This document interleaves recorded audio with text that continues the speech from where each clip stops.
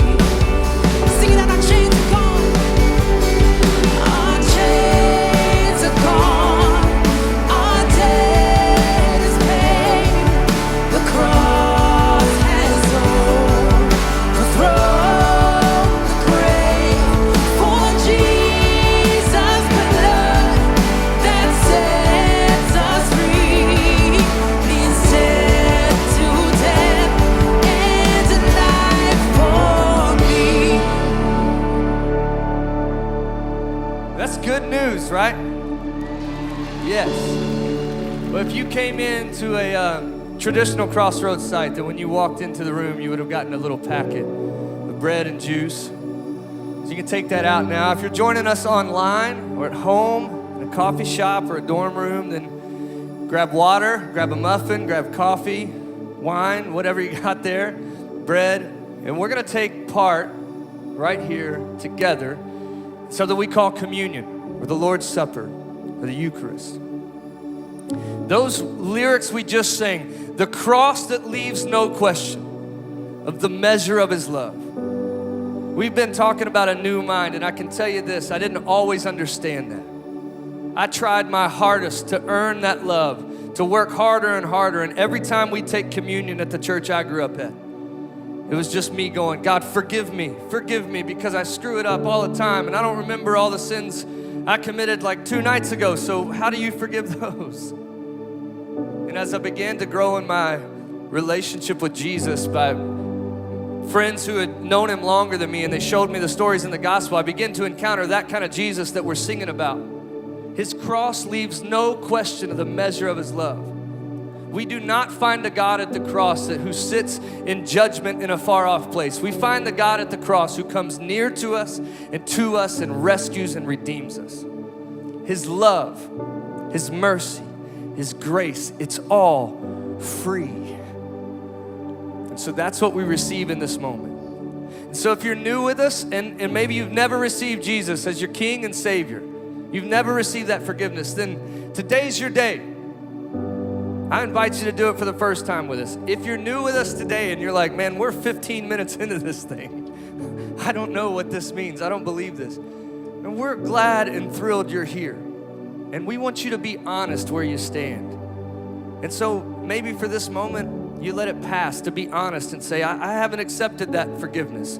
And so I can't take this in honesty. But for those of us who have, this is a celebration of freedom. No more shame. All free because of his love. And so we model this from the first century, what Jesus did. And we find this in 1 Corinthians, which says this. The Lord Jesus, on the night when he was betrayed, took bread. And when he had given thanks, he broke it and said, "This is my body, which is for you. Do this in remembrance of me." So you can take that wafer on the top, peel that back.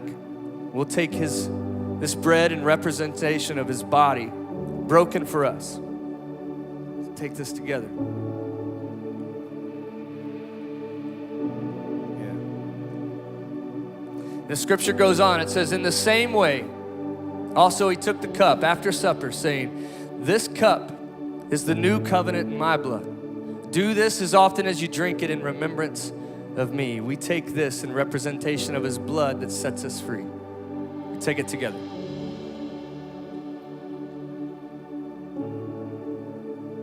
The cross leaves no question of his love, and it sets us free to walk in his ways.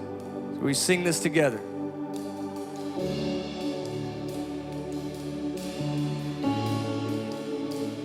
Lord Jesus, we sing this in response to you for who you are.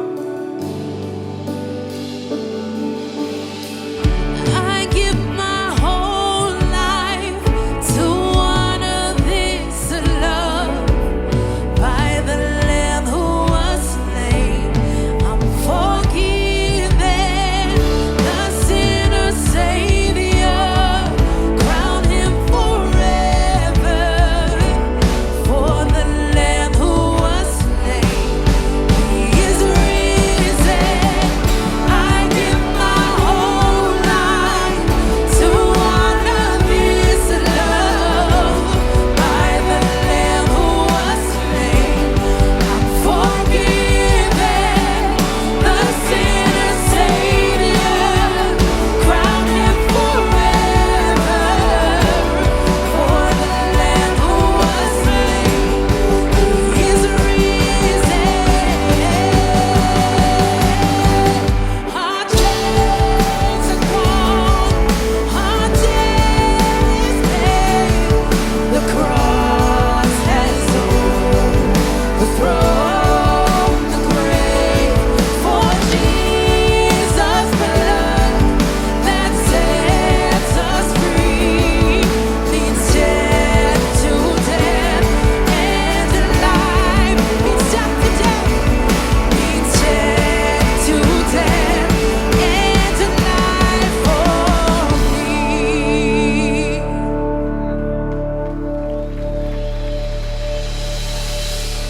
You were the Word at the beginning, one with God the Lord Most High. Your hidden glory in creation, now revealed in you are Christ. What a beautiful name it is. What a beautiful name it is. The name of Jesus Christ, my King. What a beautiful name it is. Nothing compares to this. What a beautiful name it is. The name of Jesus. You didn't want heaven without us.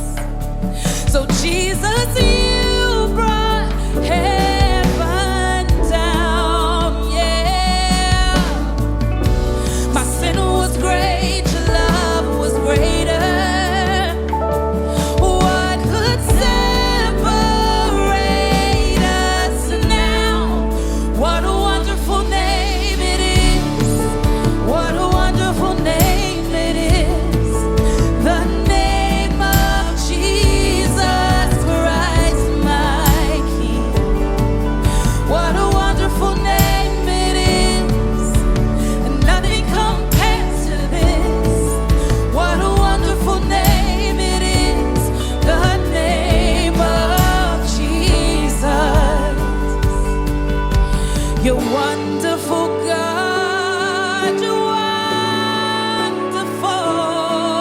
yeah. Death could not hold you. Death could not hold you. The veil tore before you. You silenced the boast of sin and grave. The heavens are roaring the praise of your glory.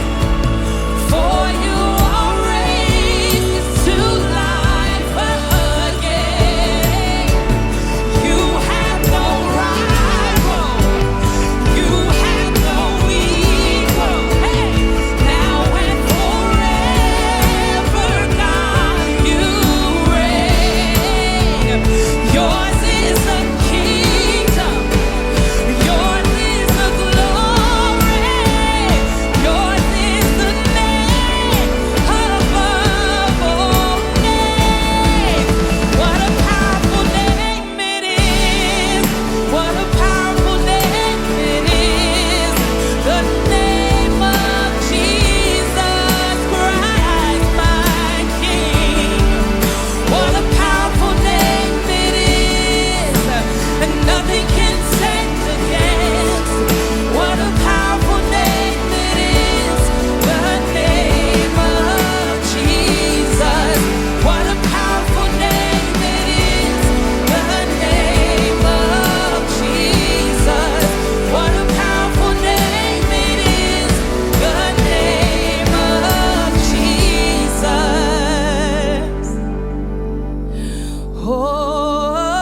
Oh, let's sing it one more time. What a beautiful name it is. What a beautiful name it is. The name of Jesus Christ, my King. What a beautiful name it is. Nothing compares to this. What a beautiful name it is. The name of Jesus.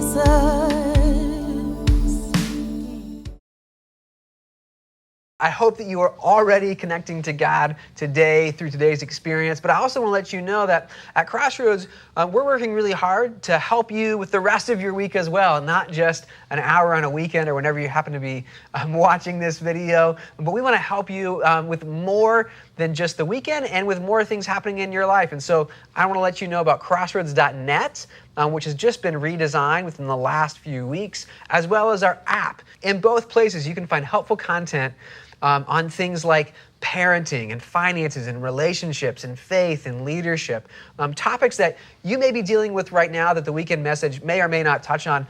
Crossroads is not just content. That's not what we are. We are a church, which means we're a community.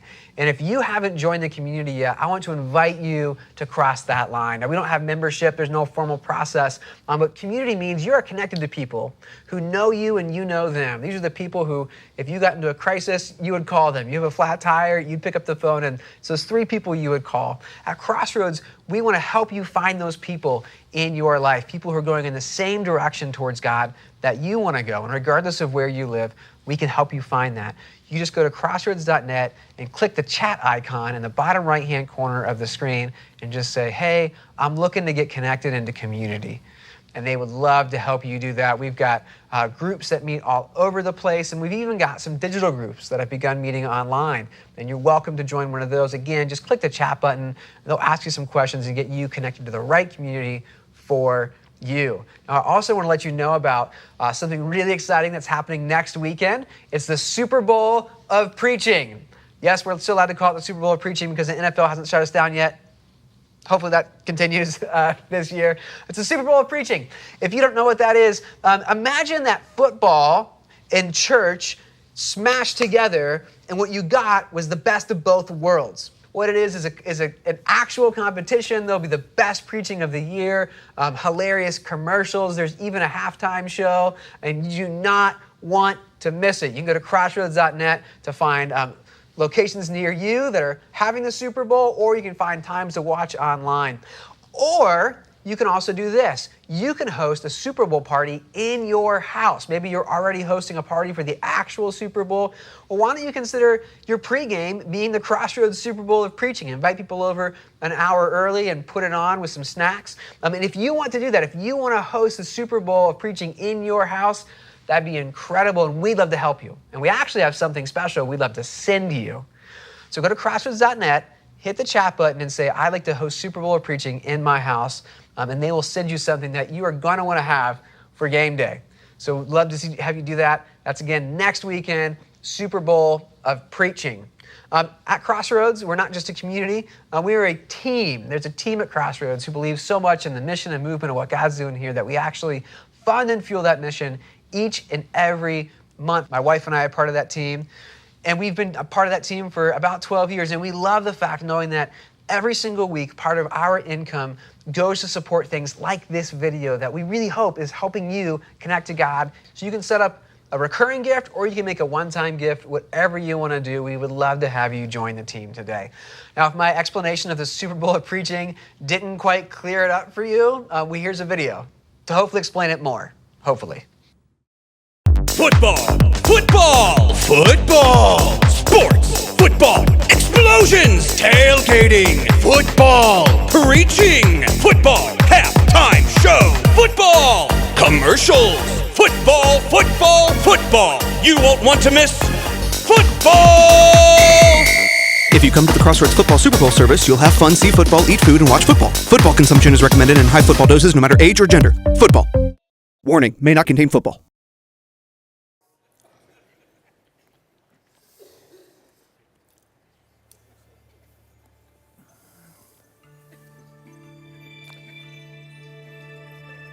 War determines not who is right, but who is left. He who throws dirt will lose ground. He who lives in a glass house must change in the basement.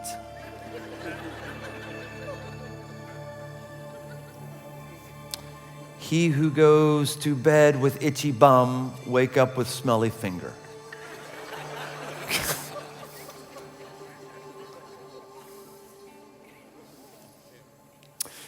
Yes, we're going to talk about the mind today. We're going to talk about the mind, and we're going to talk about wisdom as we end this series. I'm excited for today, so let's pray before we get going any further. God, thank you for how we've encountered you this entire time together. I thank you for the chuckles you've maybe given us already, and I thank you for how you might have already put something on our minds. I want you to put something else on our minds, God. I want you to help us to understand how to renew our minds, how to increase our energy, how to better connect with you as we have a great year. So it would be clear, and God, just thank you for the opportunity to share transcendent ideas. You're good to help me. You're good to allow me to represent your truth today. I pray that's exactly what happens. I pray these things according to the character and identity of Jesus. Amen. Who is the wisest man in the history of the world? No one is saying anything. This is not a trick question. Oh, I hear the question I'm wanting to hear. I thought everyone was going to say Jesus, because that's always the answer when you're in church, right? Jesus. Sunday school teacher asked the little kids, what has a bushy tail and eats nuts? Jesus? No, it's a squirrel. Actually, the answer to this question was Solomon. Jesus is certainly more wise than Solomon, but Jesus had some DNA that was kind of divine that was helping him out. Solomon.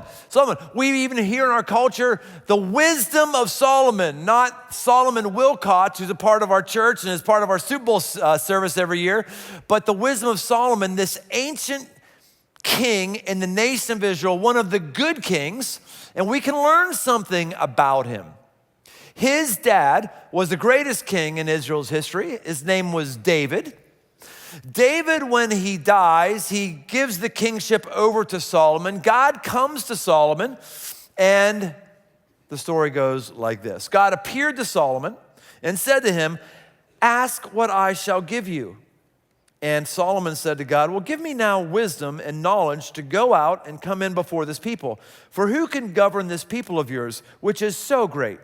God answered Solomon, because this was in your heart, and you have not asked for, listen very carefully, you've not asked for possessions, wealth, honor, or the life of those who hate you, and have not even asked for long life, but have asked for wisdom and knowledge for yourself, that you may govern my people over whom I have made you king, wisdom and knowledge are granted to you. God asked them, whatever you want, you can have it. Now, if God actually came to you and said, whatever you want right now, ask it, and boom, you can have it, what would you say? What would you say? Many of us would say the things that God's been hearing forever and ever and ever.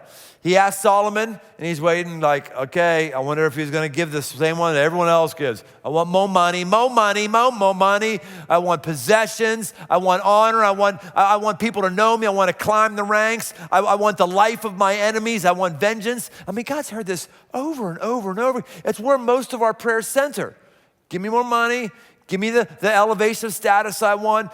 Crush that person. That person seeing they're an idiot who's hurting me. Give me enduring fame. Whatever it is, these are the things that people always ask for. And even if we're not praying about those things, those are the things that we want. Those are the things that trip us up in our relationship with God. When Solomon says, give me wisdom, God says, booyah, wow, wow. No one asked for wisdom. Because you've asked for wisdom, Solomon gets all the rest of these things. Some of these things he gets because God uniquely blessed him. Some of the things he gets because when you have wisdom, you have the capacity for new things like you could never imagine before. What is wisdom? I'm defining wisdom. Wisdom is seeing the patterns and taking action. That's what it is. Seeing the patterns and taking action. When you've seen something happen over and over again, you go, oh, okay, it's going to happen that way again. That's wisdom. This is why older people tend to be much more wise. At least this is their reputation. It's because they've seen a lot more things. They've seen a lot of patterns, and then they take action. This is what wisdom is, seeing and taking action. Now, it's really important to understand that this is a way for you and I to renew our mind. It's a way for you and I, the big word for today really is energy. It's a way for you and I to conserve energy. When you see the pattern, you don't have to stress and think about so much about what you should do. Instead, you can just do it. Our mind is a huge machine of taking energy. I don't know exactly what energy is. I haven't seen any scientific analysis of exactly what energy is. I don't know if they're going to find something in DNA that's going to tell us that some of us are predisposed to have high energy and some predisposed to have low energy. I don't understand it. Don't we all recognize that some people just have more energy than others, right? We've seen that. And if you're around a lot of little kids, a lot of little itty-bitty ones, you'll see that some just come out of the womb having more energy than others, not necessarily being smarter, not necessarily having more likelihood for success, but just having more energy.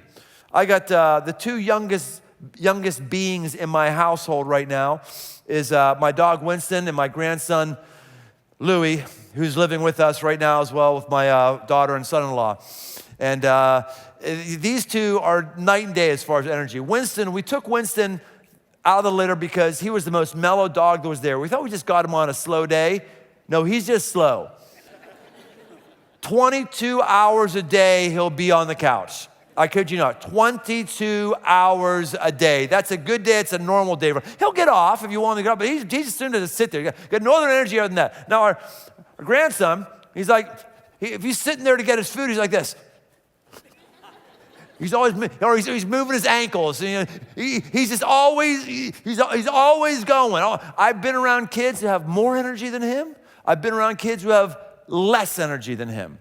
What I know, all of us have some level of energy that's put into us, and all of us can grow our energy. All of us, whatever energy you have, you can grow your energy where you are right now. There's decisions you make. I remember when I had a pain in my body some time ago, and I was thinking I was this macho guy, like, I'm not gonna take pain pills, I don't need pain meds. And the doctor said, well, Brian, let me explain this to you. You only have so much energy And you can use your energy to fight the pain, or you can use your energy to heal your body. I was like, okay, I think I'll take the pain meds, and I'll have my energy go to doing the body. That's how he described it for me. All of us have energy, all of us need energy, and what's this have to do with the mind? The mind is an energy hog. It is an energy hog. Every minute, this brain, the brain itself, burns 11 calories. 20% of your metabolic rate, this is how you kind of burn calories, is related to this sucker right here. We've looked at the last few weeks how this works. How does this work? We've got all these chemicals, these neurochemicals that are moving and coursing through our brain, right? They got their neural pathways. We got these synaptic connections with these little micro electric shocks that kind of barely buzz each other and helps the chemicals keep going. And as we live our life and as we do certain things, these chemicals keep going and going and going. And here's the thing. Our brain is wired to save calories. You're made to consume calories. That's right. If you weigh more than you wish you did, hey, blame it on biology. Blame it on anthropology, because you and I wake up every day saying, I have got to consume calories. I've got to have them, biologically, we see that, because our body wants it for energy, because that's the thing that's stoking the fire. That's the thing that's the fire in the belly that gives us energy. And so we're made to consume calories and take calories and eat, and our brain is made to conserve calories. One of the ways the brain conserves calories for our whole body is to have us keep doing the same thing over and over and over again. Why is that? Because if you're doing the same thing over and over and over again, which is what? It is a pattern. If you're doing the same thing over and over and over again, you're not making any choices. You're not burning any calories. You're having the same neural pathways go again and again. If I had a drill up here and I was to go through this piece of wood, I was to drill an 1/8-inch hole, and then I was to take my drill bit and just go just a hair to the right, I would start drilling. Where would that drill bit want to go?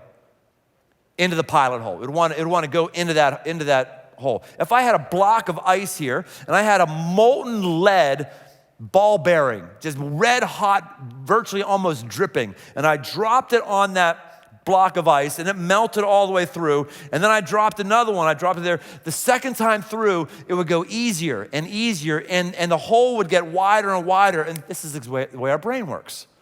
Our brain works this way. As our chemicals, as we start to get values, opinions, beliefs, our chemicals start going a certain way, and it's like that's where the drill hole is. We just want to keep going that way, and every time that the juices go through, it makes it easier and easier for those chemicals.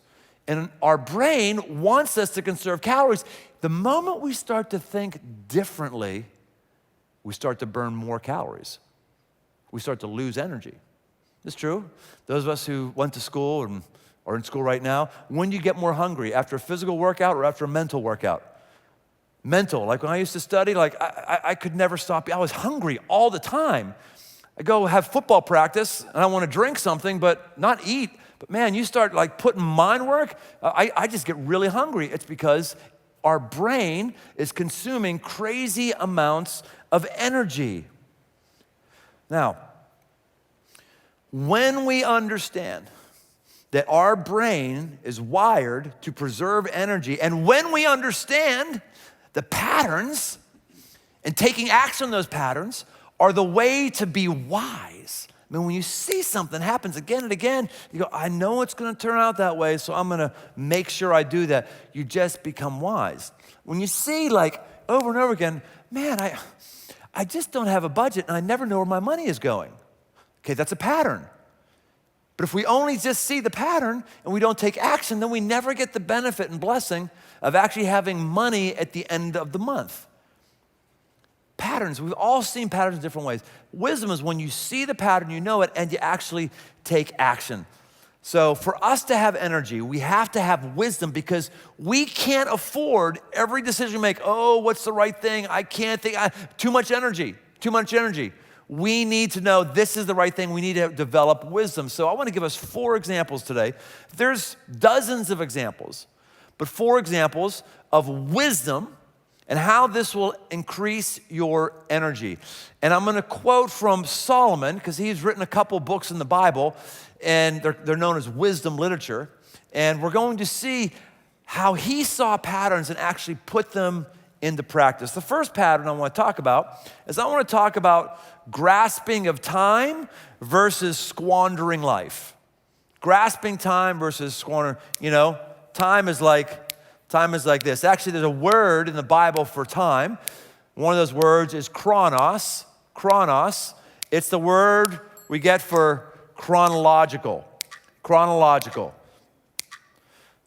Chronological time in the scriptures, and what we know is this: seconds turn into minutes, turn into hours, turn into days, weeks, months, years, decades, lifetime, and it just keeps marching on. There's a tick, tick, tick, go, go, go.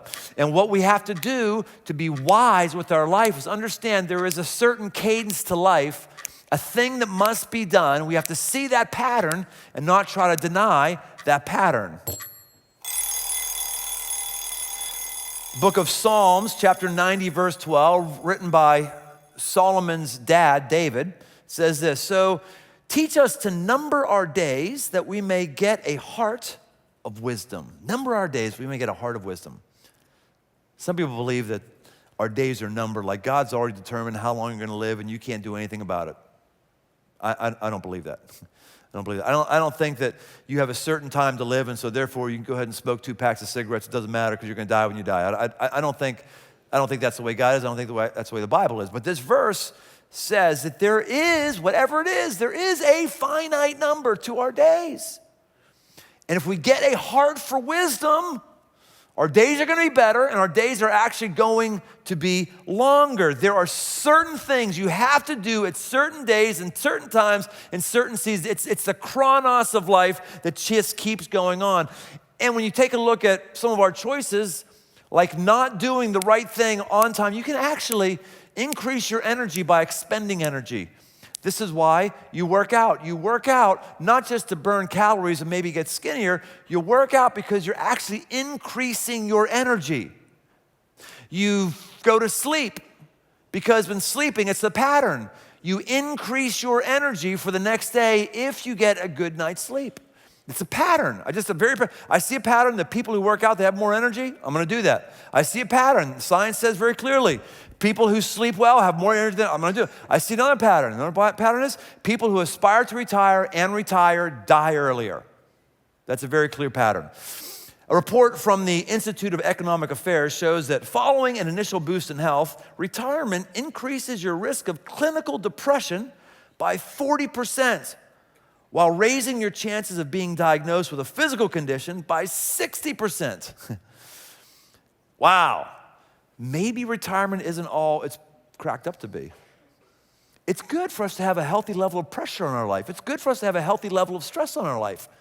And if we don't have appropriate stress, and there's going to come a day where you may be kicked out of corporate America, that's fine, but do not think that you just need to be sedate and not have any pressure in your life. No, that we need an appropriate level of pressure in order to stoke our fires and keep our energy up and actually keep us healthy. Chronos is about taking advantage of opportunities that are right here and right now. Now, Solomon, in the book of Ecclesiastes, chapter 4, verse 8, he says this: one person who has no other, either son or brother, yet there is no end to all his toil, and his eyes are never satisfied with riches, so that he never asks, for whom am I toiling and depriving myself of pleasure? This also is vanity and an unhappy business.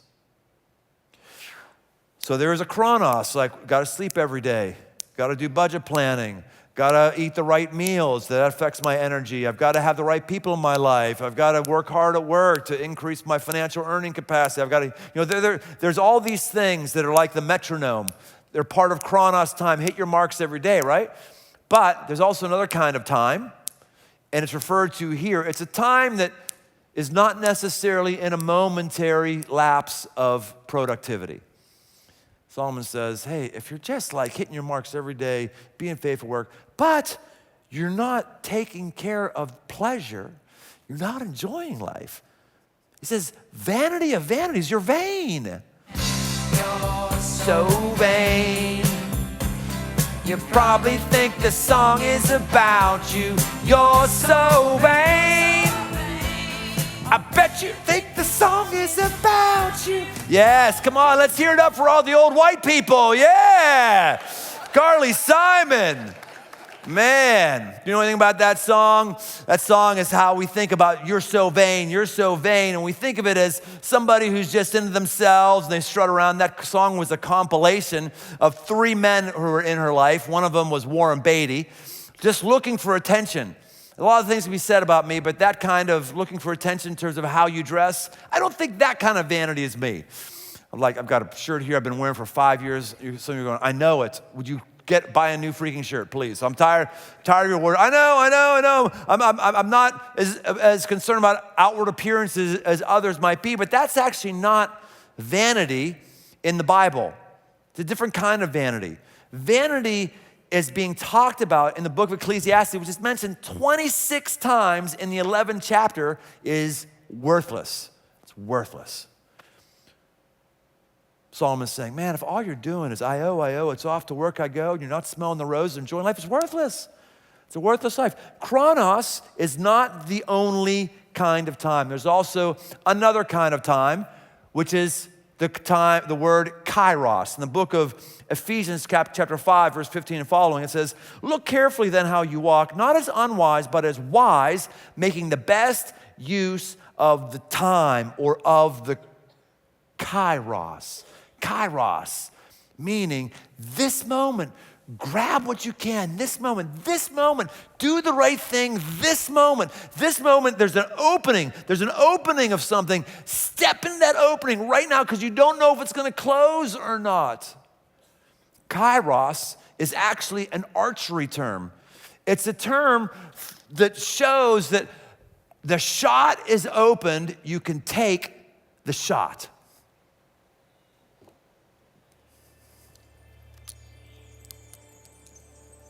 Developed in the Middle Ages to train military archers using longbows, Bersail requires an archer to shoot well in various situations, made difficult with changing wind and lighting conditions. An archer strolling on the path encircling a traditional Bersail garden will suddenly come upon a narrow open corridor cut between rows of trees or well-manicured shrubs set in flower beds. Rows of timber or masonry wall panels, varying in height and interlaced among the greenery on either side, usually shield this corridor from other areas of the garden. By regulation, the open space between the panel blinds is only 5.5 feet across. Down this open range, the archer will spy a round black and white target, known as a butt, placed at the far end of the corridor, a little over 50 yards away, and paired with a similar butt at his feet. In modern Bersail competition, to score a maximum number of points, the archer must shoot a single arrow down this leafy gauntlet and center it in a zone less than 2 inches wide on the opposite butt.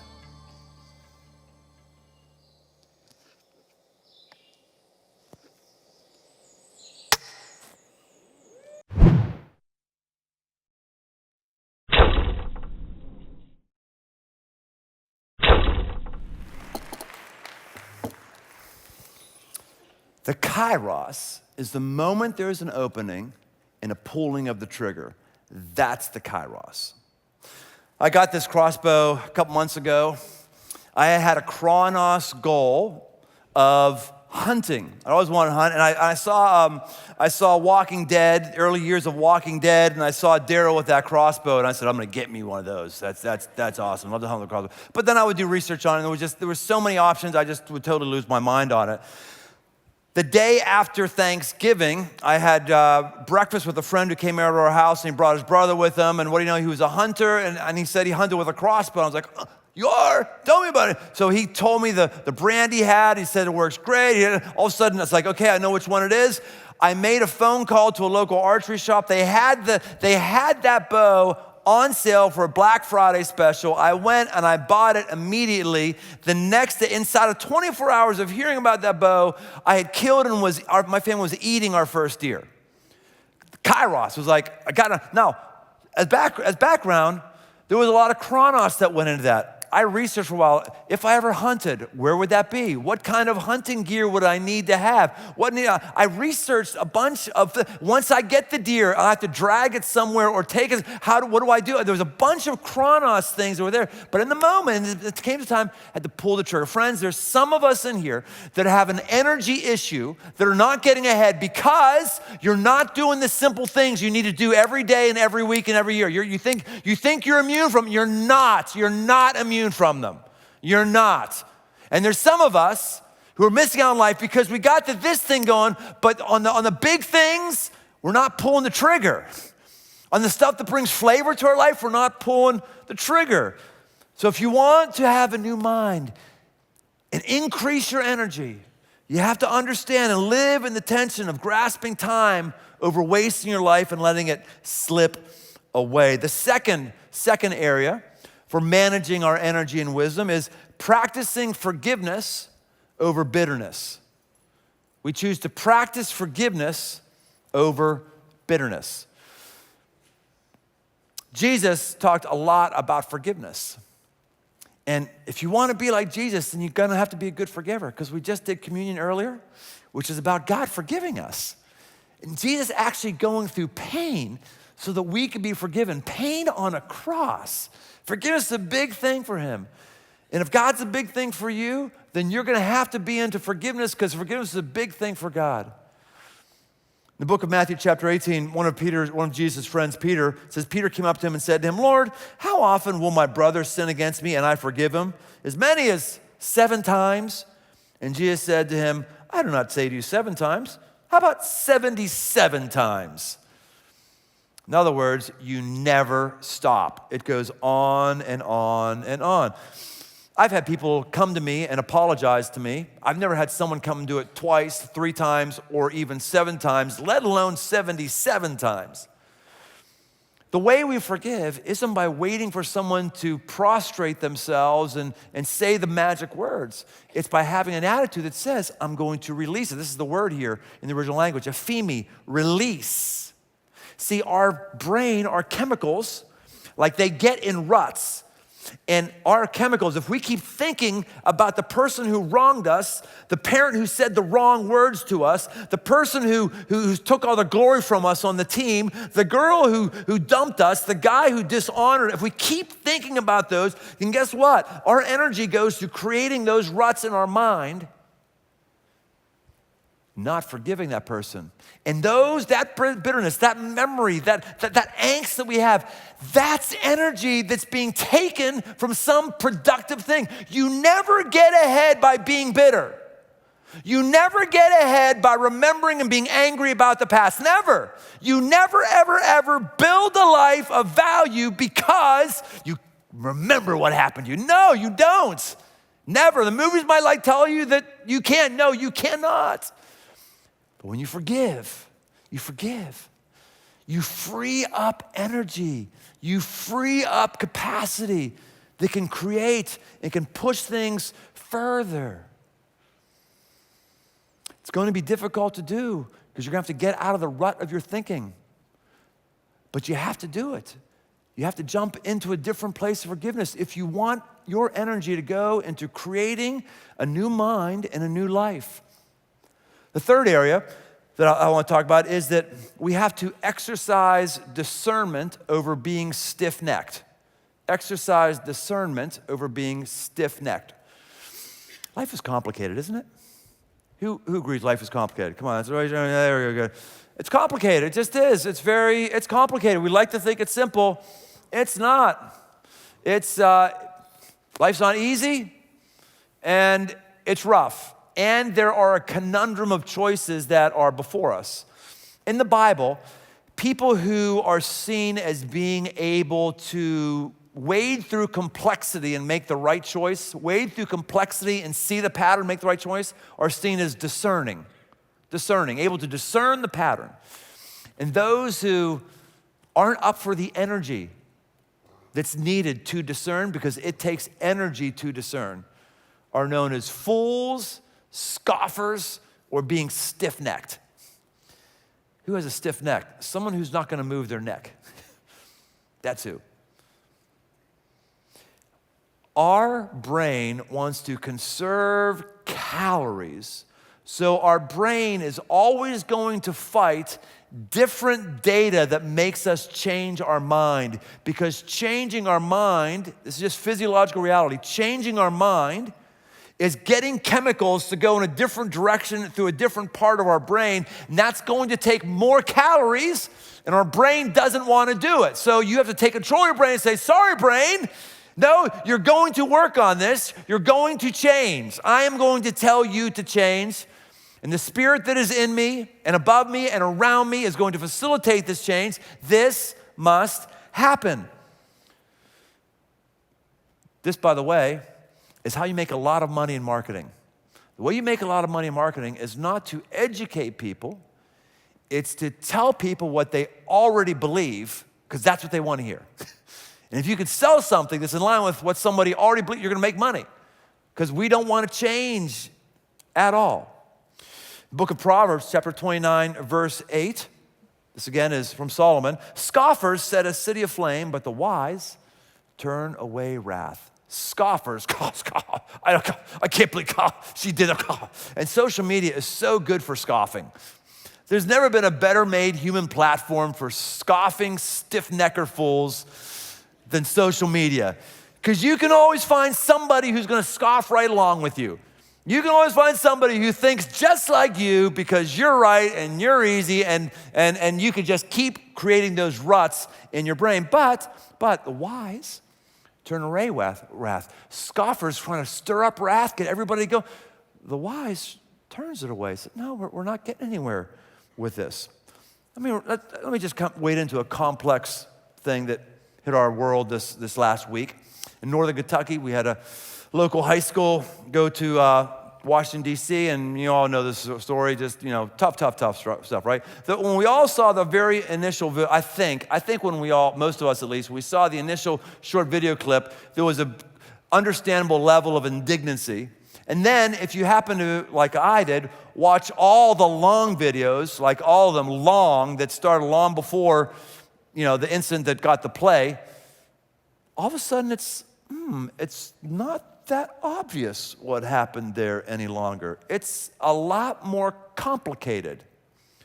Our very own Chuck Mingo wrote an op-ed about that, and I love what Chuck says. Chuck said, in our world of viral snippets, we have lost our ability to listen before jumping to assumptions and filling in the story ourselves. We like to stay in our echo chambers, surrounded by people and sources that tell us what we want to hear. But when we listen to people's stories with empathy, it changes who we are, and by extension becomes a revolutionary act that brings connection in the place of fear, hatred, and division. An echo chamber is a pattern of thought. It's our neural patterns that just want to be affirmed that the chemicals are flowing in the right direction. And our body wants to conserve energy. Our body doesn't want to burn energy. It wants to conserve energy. So let's talk about some complex things. Let's be discerning. Just some things for you to think about. For all of those who are white like me, I don't know if you noticed it, I am white. Yeah, I'm very white. White is awesome. It is. If I was black, I would probably say black is awesome. I've never been black, but I am white, so I like being white. So let me say, if you are white, you have to understand, discerning. If you wear a hat or a shirt that says, "Make America Great Again," you have to be discerning and wise to know that you're going to stir up some things around you that you might not want to happen. You're going to be seen in a certain way that may or may not reflect you. Hear me. I'm not saying that you shouldn't have voted the way you did. I'm not saying that your president is an utter loser. I'm not saying that. I'm just saying if you make the choice to have that phrase, people who aren't white will look at you in a certain way that is going to cause tension in your life, and you will cut your influence in half. And so why you would want to do that, I don't know. It's not a wise thing to wear those words. They don't mean to others what you may think they mean. I also say, if you are not white, if you're a person of color, it's not as simple as looking at somebody who happens to wear that and saying that person's a racist. There's a lot of reasons why people voted for Donald Trump that, believe it or not, have nothing to do with race.